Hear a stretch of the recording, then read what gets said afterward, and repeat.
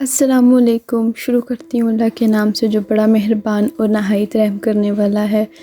हमारी आज की वीडियो है ला काज़ा। काज़ा का मतलब होता है घर।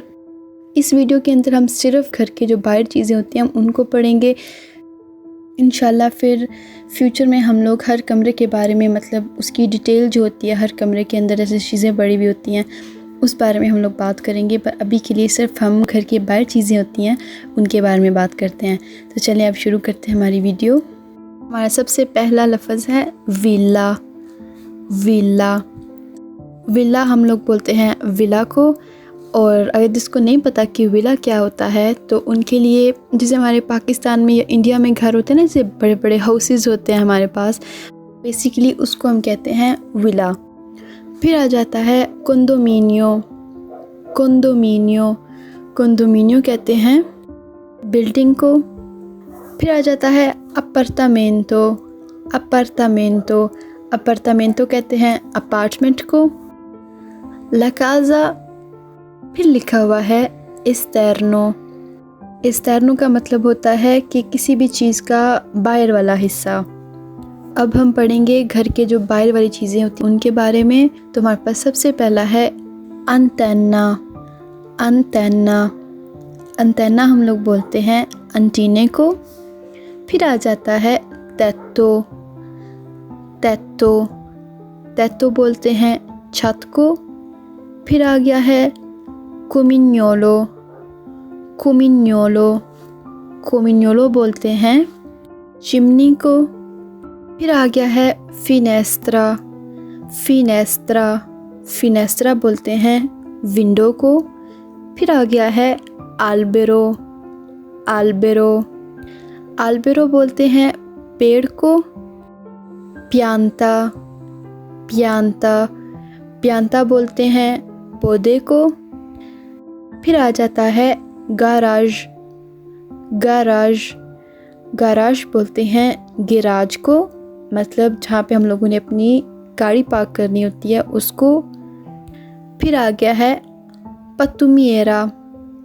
पतुमिएरा पतुमिएरा बोलते हैं कूड़ेदान को।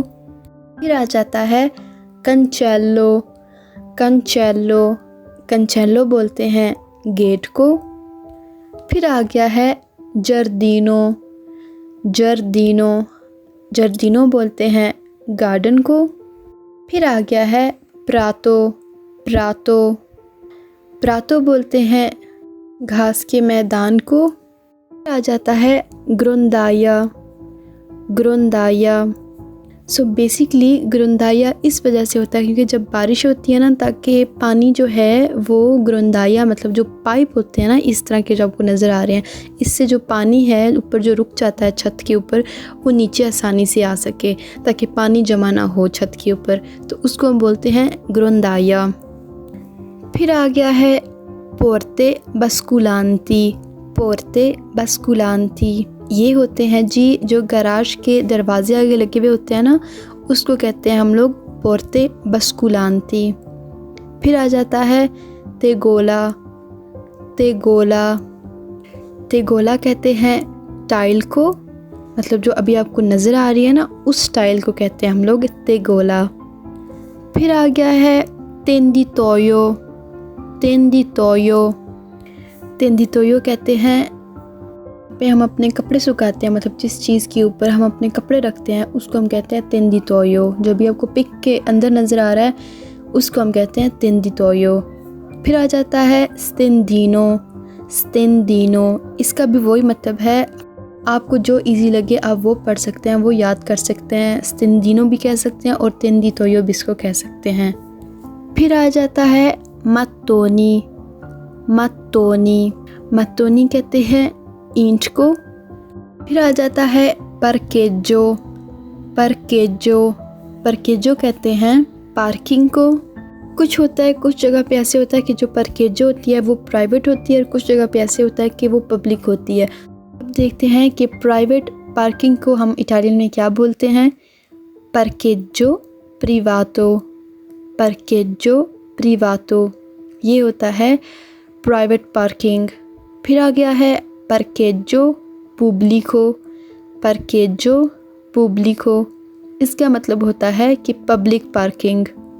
फिर आ गया है पोर्ता, पोर्ता, पोर्ता कहते हैं दरवाज़े को। फिर आ गया है क्यावे, क्यावे, क्यावे बोलते हैं चाबी को।